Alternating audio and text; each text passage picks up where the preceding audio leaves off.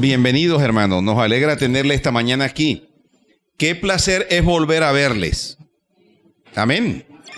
Saluda al hermano que tiene ahí a su lado y dígale, qué placer es volverte a ver. Qué placer.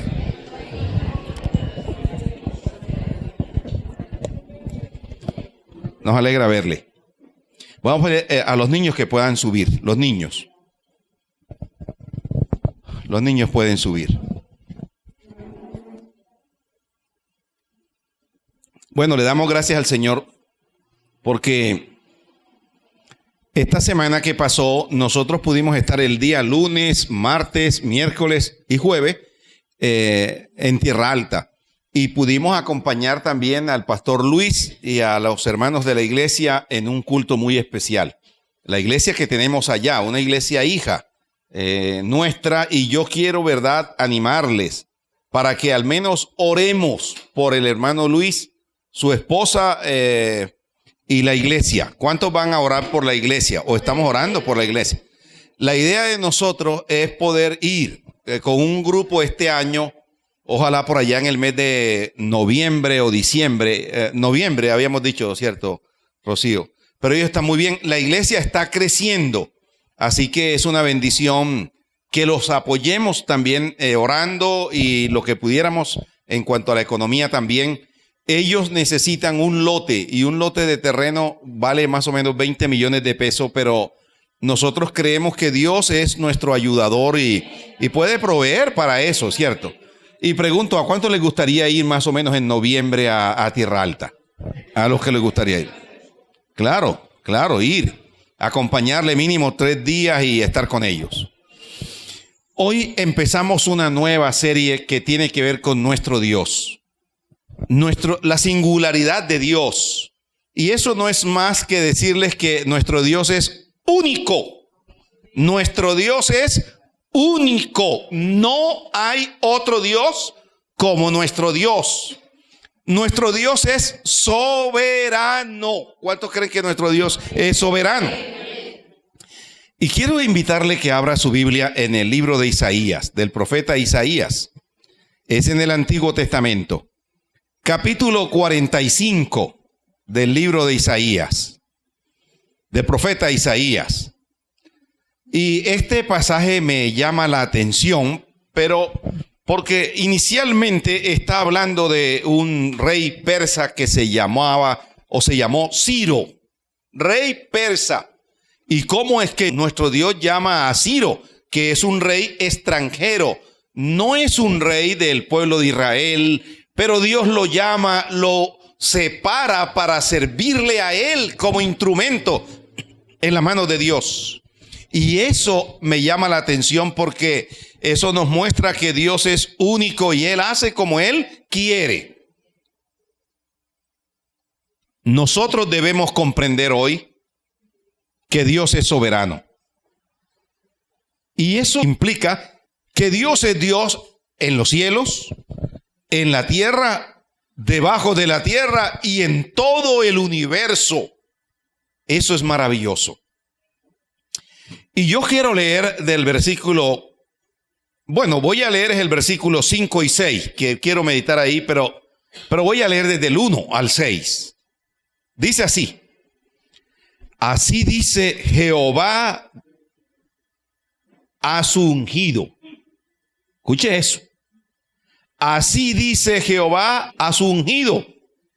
Y mire a quién llama ungido. A Ciro, el cual tomé yo por su mano derecha para sujetar naciones delante de él y desatar lomos de reyes, para abrir delante de él puertas, y las puertas que no se cerrarán. Yo iré delante de ti, le dice Dios a él, y enderezaré los lugares torcidos.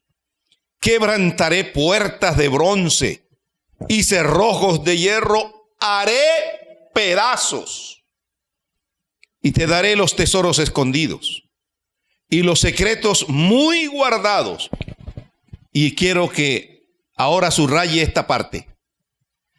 para que sepas ¿qué? Que yo soy Jehová, el Dios de Israel, que te pongo nombre. Ahora vamos a mirar esos detalles.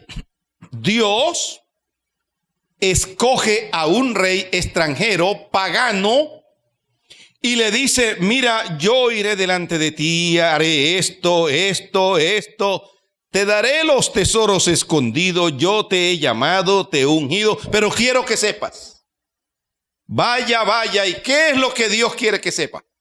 ¿Qué es lo que Dios quiere que sepa? Que Él es Dios, Jehová de los ejércitos, por amor de mi siervo Jacob,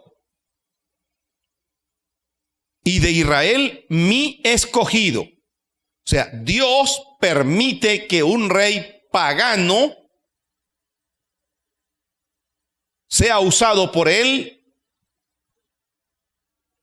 Pero hay algo aquí interesante en el versículo 4. Y en el versículo 4 dice, por amor de mi siervo Jacob. Todo lo que Dios está haciendo es por causa de su pueblo. Te puse sobrenombre, aunque no me conociste. Y aquí versículos 5 y 6 es que quiero predicar. Y el Señor le dice, yo soy Jehová. Y ninguno, escuche eso, subraye eso. Y ninguno más hay. No hay Dios fuera de mí. Yo te ceñiré aunque tú no me conociste, para que sepas, ay vaya Dios, desde el nacimiento del sol y hasta donde se pone, que no hay más que yo Jehová, y ninguno más que yo, que formó la luz y creó las tinieblas, que hago la paz y creo la adversidad. Yo, Jehová, soy el que hago todo esto. Subraye eso. Yo, Jehová, soy el que hago todo esto. Hermanos, ¿cómo es que Dios usa a alguien extranjero para su servicio? Pero no solo eso, para bienestar de su pueblo. Así dice Jehová a su ungido Ciro. Isaías, el profeta Isaías, lleva a cabo esta notable profecía de todo el capítulo anterior. Y quiero que se retrocedan un poquito al capítulo 44, versículo 24 en adelante. En el mismo libro de Isaías, capítulo 44, verso 24. Así dice Jehová, tu Redentor, que te formó desde el vientre, yo Jehová, que lo hago todo, que extiendo solo los cielos, que extiendo la tierra por mí mismo, que deshago las señales. Oiga, mire lo que Dios hace. Deshago las señales de los adivinos y enloquezco a los agoreros, que hago volver atrás a los sabios y desvanezco su sabiduría. Yo, el que despierta la palabra de su siervo. O sea, es Dios.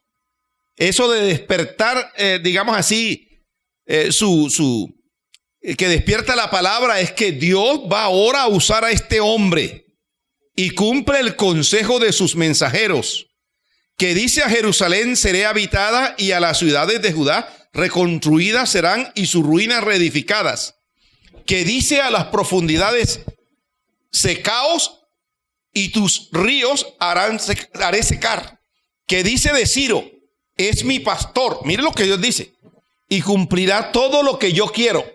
O sea que Ciro no llega al poder o al trono por llegar, sino es porque es un instrumento útil en las manos de Dios para hacer no lo que a él le parezca o le dé la gana, sino lo que Dios quiere que él haga. Todo lo que yo quiero. Al decir a Jerusalén será edificada y el templo será fundado, Dios va a usar a este hombre de alguna manera en medio del cautiverio. Ahora, miren cómo es esto de maravilloso, lo que les voy a decir ahora. En esta profecía, Dios anuncia a Ciro como el libertador de su pueblo de cautiverio, de un cautiverio venidero. ¿Sabe? Cuando Isaías dice esta profecía, lo hace 200 años antes de que el hombre Ciro naciera. Imagínese eso. Esta profecía por Isaías son 200 años antes de que Ciro naciera. Ahora, quiero decirle algo a usted y a cada uno esta mañana de los que estamos aquí. Dios nos eligió a cada uno de nosotros desde antes de nuestro nacimiento para su gloria y su honra. Él nos conoce, Él te conoce a ti y a mí tal como eres. Él te formó en el vientre de tu madre y en mi caso también de cada uno de nosotros y nos puso nombre. Le pertenecemos a Él. Él fijó sus ojos en ti aún antes que estuvieras formado y formada. ¿No le parece eso maravilloso? Claro, toda la gloria es para el Señor.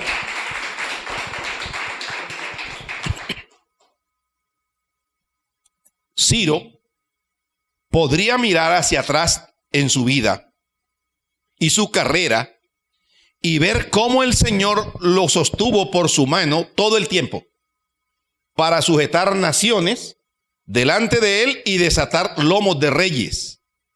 Ciro tuvo una notable carrera militar. Dice la historia que en octubre del 539 a.C., Ciro avanzó hacia Mesopotamia y dejando a Babilonia para el final, conquistó y ocupó el territorio circundante.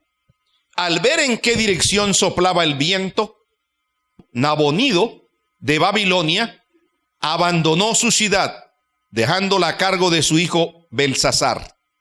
La toma de Babilonia, ahora los persas conquistaron a los babilonios. Y ustedes saben a dónde fue el cautiverio. Bueno, primero el pueblo de Israel estuvo en Egipto esclavo muchos años, pero los babilonios se llevan al pueblo de Israel cautivo. Y escuche una cosa, la toma de Babilonia fue tan incruenta y sin esfuerzo como lo implica Daniel en el capítulo 6.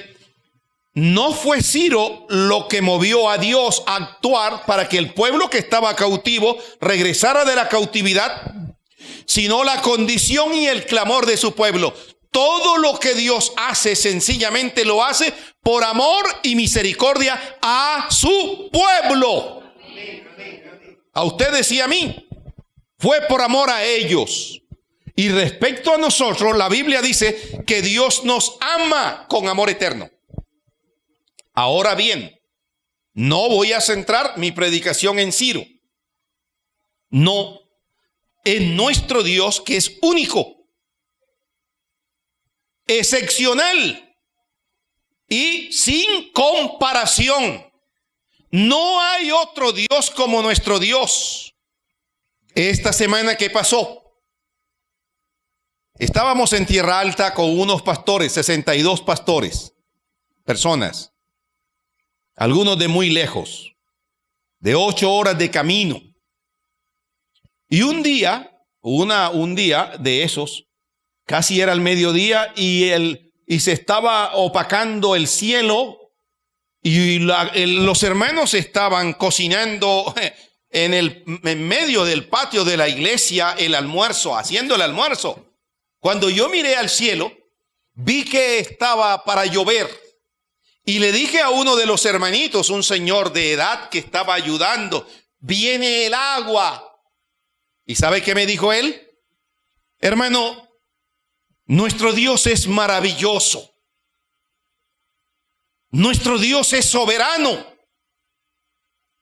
Usted no sabe que durante toda esta semana, usted no sabe, que durante toda esta semana no ha llovido y no va a llover.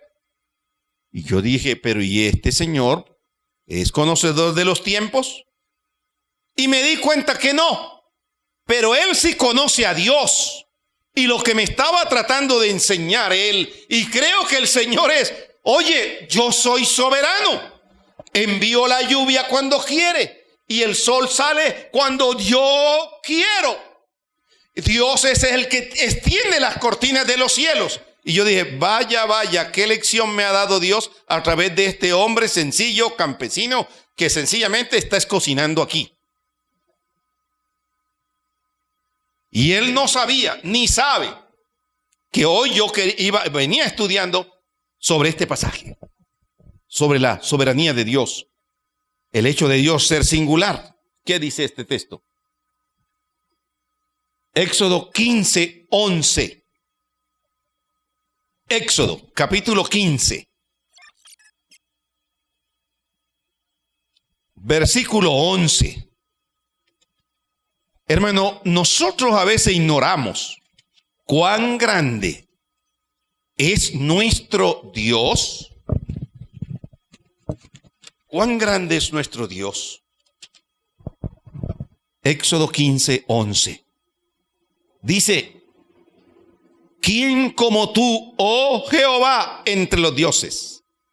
¿Quién como tú, magnífico en santidad, terrible en maravillosas hazañas, hacedor de prodigios?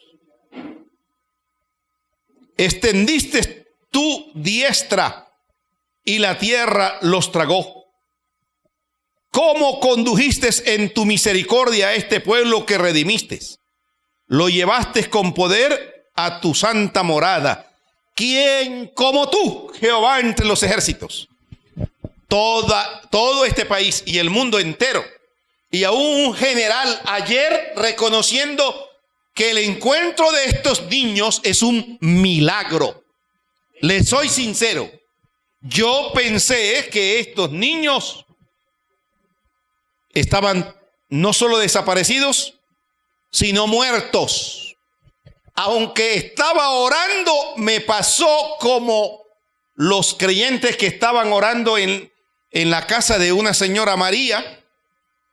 Parece ser la madre de Juan Marcos, que cuando llegó Pedro, una muchacha llamada Rode salió a la puerta y cuando le dijo a los hermanos que estaban orando por la vida de Pedro, aquí está Pedro, ellos dijeron, no, es su ángel, él no es el ángel. Y no era el ángel, es Pedro. Pero el Señor nos sorprende. Dios es maravilloso y Él hace como Él quiere. En primer lugar, vuelva allá al texto de Isaías, versículo 5. Yo soy Jehová. Esa es una declaración. Y ninguno más hay. Y no hay Dios fuera de mí. Y quiero que por un momento mire el último versículo que leímos, el 7. Que formó la luz y creó las tinieblas. Un momento que eso así a simple vista se ve como sencillo. Pero ¿sabe qué, hermanos? Lo que les quiero decir, aquí el punto es que no hay otro Dios, no hay dos dioses o fuerzas en el cielo. No hay un Dios bueno y otro malo, como un sentido dualista. Ciro era persa. Y los persas tenían un concepto dualista de Dios y del mundo. Para ellos había un Dios bueno y había un Dios malo. A su Dios bueno lo llamaban Ahura Mazda. Ahura Mazda. Y al Dios maligno lo llamaban Angra Mainyu. El primero, decían ellos, que era el creador de la luz. Y el segundo, el creador de las tinieblas, los persas. Pero miren que en el versículo 7 hermoso, porque el Señor dice, yo soy el que formó la luz y creó las tinieblas. En otras palabras, mira, no hay otro Dios como yo, creador. El único creador soy yo, porque yo hice la luz y las tinieblas.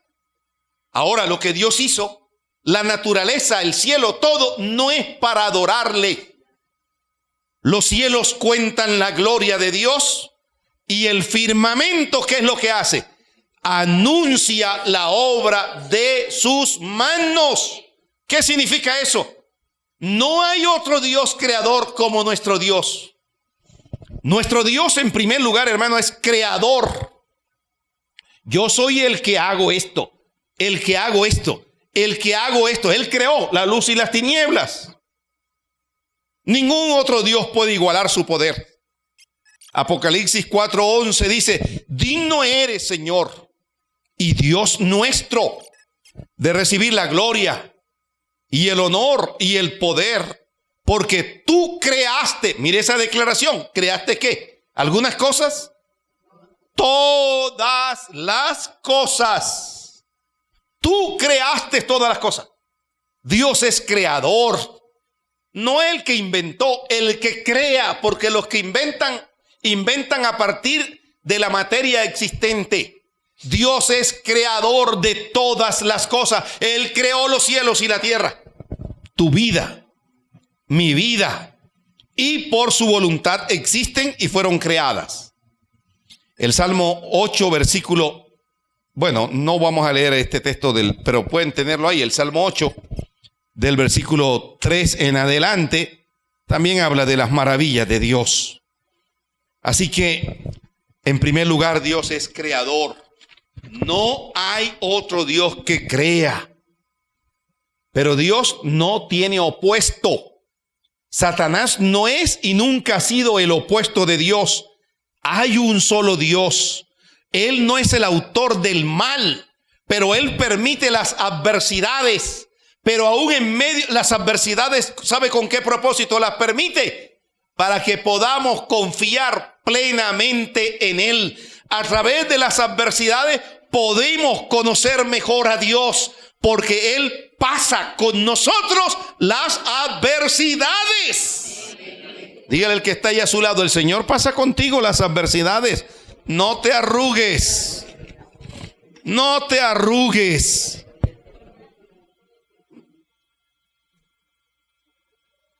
Las adversidades no son fáciles. Él permite las adversidades, ya lo hemos enseñado, para que podamos conocerlo a Él. En segundo lugar, nuestro Dios es único. En Hechos 4:12 dice, en ningún otro hay salvación, porque no hay otro nombre debajo del cielo dado a los hombres en quien podamos ser salvos. Isaías 45, versículo 21 y 22 dice así, hermanos: declarad y presentad vuestros casos, así que deliberen juntos. ¿Quién ha anunciado esto desde la antigüedad y lo ha declarado desde entonces? ¿No soy yo el Señor? No hay más Dios que yo, un Dios justo y salvador.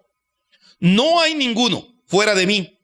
Volveos a mí y sed salvos todos los términos de la tierra, porque yo soy Dios y no hay ningún otro. En Isaías 43:11 dice: yo soy el Señor y fuera de mí no hay salvador. Esto de que Dios es nuestro único salvador, ¿qué implica? Que usted y yo debemos poner toda nuestra confianza en Él. ¿Sabe, hermano? El plan que Dios hizo para salvarle a usted y salvarme a mí, no fue porque le falló el plan A. No, el Señor Jesús dio su vida por ustedes y por mí con propósitos eternos. Él es nuestro Salvador. Nos salva del pecado y ya Él perdonó nuestros pecados. La Biblia dice que si confesamos nuestros pecados, Dios es fiel y justo para perdonarnos y limpiarnos y librarnos de toda maldad. Es único Salvador. Juan 14:6, ¿qué dice?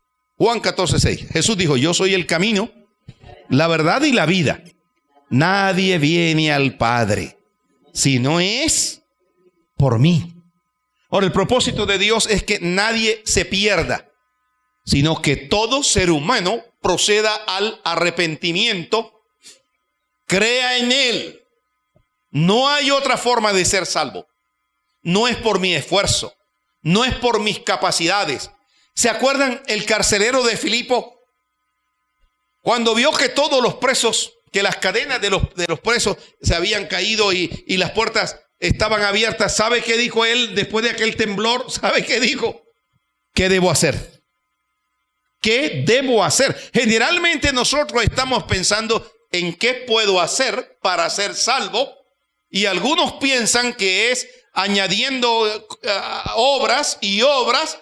No somos salvos por obras, somos salvos por la gracia, por la fe en Cristo Jesús. Las buenas obras son necesarias, pero vienen como consecuencia de nuestra fe en Cristo Jesús. Porque quienes amamos al Señor y quienes hemos sido salvos para gloria y honra de su nombre. Y en tercer lugar, nuestro Dios es único en su amor.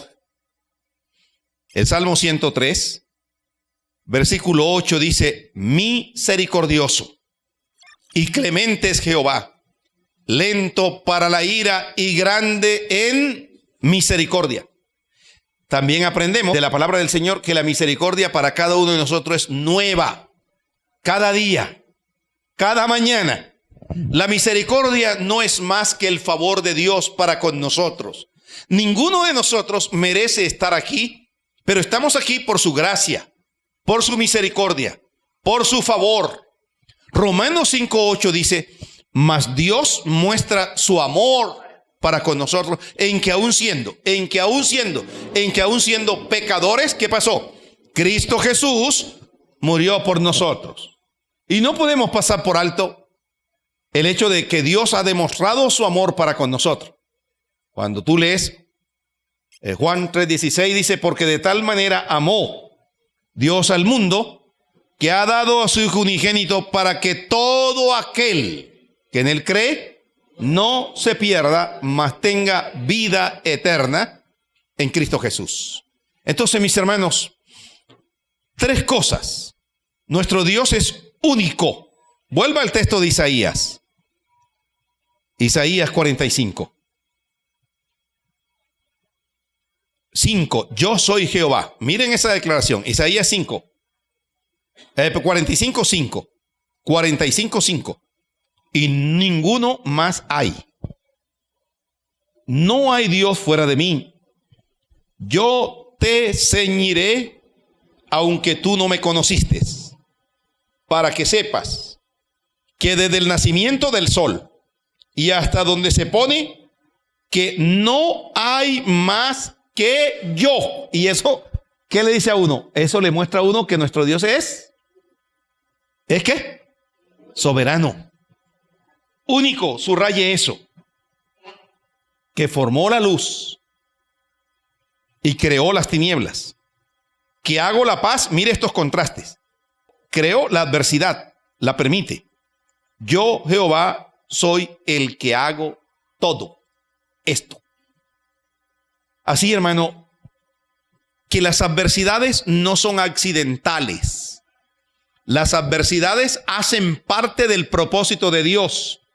Pero aún en medio de las adversidades, algo que nosotros debemos estar seguros es que el Señor siempre va a estar con nosotros en medio de esas adversidades. Vaya a 2 Corintios, capítulo 1, versículo 8 en adelante. Y quiero terminar con este texto aquí. Segunda epístola de Pablo a los Corintios.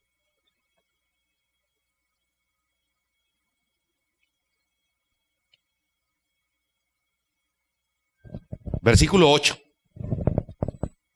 Pablo dice a los hermanos: porque hermanos, no queremos que ignoréis acerca de nuestra tribulación que nos sobrevino en Asia, pues fuimos abrumados sobremanera, más allá de nuestras fuerzas, de tal modo que aún perdimos la esperanza ¿de qué? De conservar la vida. Pero tuvimos en nosotros mismos sentencia de muerte, para que no confiásemos en nosotros mismos, sino en ¿quién? En Dios. ¿Qué es lo que Dios hace? Resucita a los muertos. Ahora miren lo que dice: el cual nos libró. ¿Qué más hace Dios? Nos libra, y en quien esperamos que aún nos librará de tan gran muerte, cooperando también vosotros a favor nuestro con la oración, para que por muchas personas sean dadas gracias a favor nuestro por el don concedido a nosotros por medio de muchos. En otras palabras, Dios permite que las adversidades sean mayores en nuestra vida, en gran sobremanera. ¿Para qué? ¿Para qué permite Dios todas las adversidades que vienen a nuestra vida? ¿Para qué? ¿Qué dice el texto bíblico? ¿Qué es lo que el texto bíblico dice? Para que no confiemos en nosotros mismos, sino en el Señor.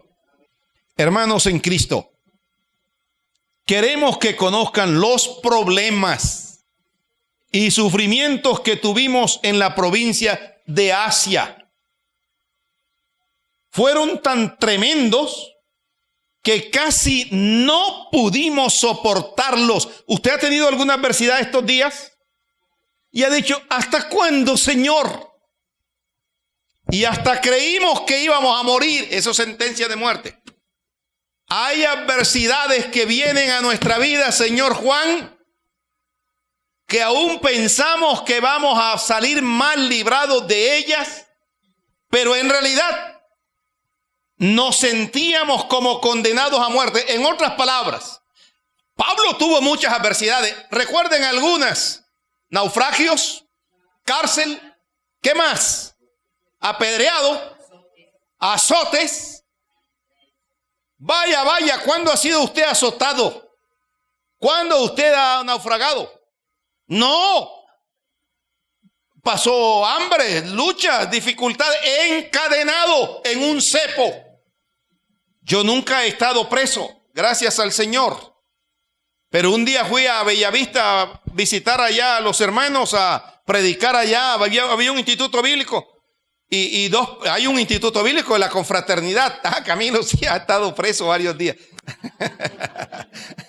y entonces allá estaba en el patio 5 y se pusieron a pelear. Y eran ya tarde y el director de la cárcel dice: de aquí nadie sale. 6 de la tarde ya yo veía eso oscuro. Y yo dije: ¿será que voy a dormir aquí? Ya yo me estaba poniendo triste. Y dije: no, yo nunca he estado preso. Y ahora voy a pasar. Ahora Pablo, que estuvo preso. Y yo chillón y llorando. Ay, nada. Ay, hermano. Y yo decía: pero, y hay gente condenado 40 años. No le alcanza la vida. Y si fuera en Estados Unidos, fuera peor. ¿Cierto? Pero nosotros nos morimos con cualquier cosita. Pero eso nos ayudó a confiar en Dios. Las adversidades, Dios tiene un propósito. ¿Y cuál es? Que aprendamos a qué. Que aprendamos a qué, hermanos. Que aprenda usted a qué.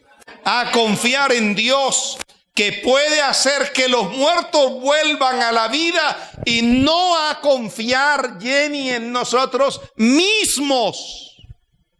Yo voy a salir adelante en esto y en esto otro, y hacemos tantos planes Pero es el Señor quien abre puertas. Es el Señor quien cierra puertas. Y aún en medio de la adversidad, Él está. Porque no hay otro Dios como nuestro Dios que está con nosotros en medio de las adversidades. Colóquese en pie para darle gracias a Dios. Y dele gracias a Dios. Dígale: Señor, te doy gracias. Porque aún en medio de la enfermedad, en medio de la escasez, en medio de la adversidad, sé que eres único. Señor, esta mañana yo quiero darte gracias por la vida de cada uno de nosotros. Tú eres magnífico en santidad. Eres soberano. Eres eterno. Eres el Señor.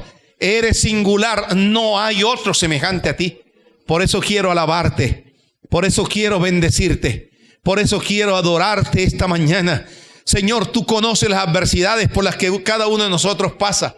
Enfermedades, luchas, dificultades, escasez. Señor, algunos están padeciendo tal vez desánimo espiritual, pero en el nombre de Jesús desautorizamos las obras de las tinieblas y te damos gracias, Señor, porque tú siempre has estado con nosotros. Dile conmigo: Señor, te doy gracias porque eres soberano, eres el Señor. Oh Dios, porque a veces, aunque en medio de las luchas he dudado, tú has estado ahí presente, Señor. Por eso mi alma te alaba. Dile: mi alma te bendice. Señor, gracias porque tú quieres que yo aprenda a confiar en ti, porque tú eres el dueño de mi vida. En el nombre glorioso de Jesús. Amén y amén. Dele un fuerte aplauso al Señor.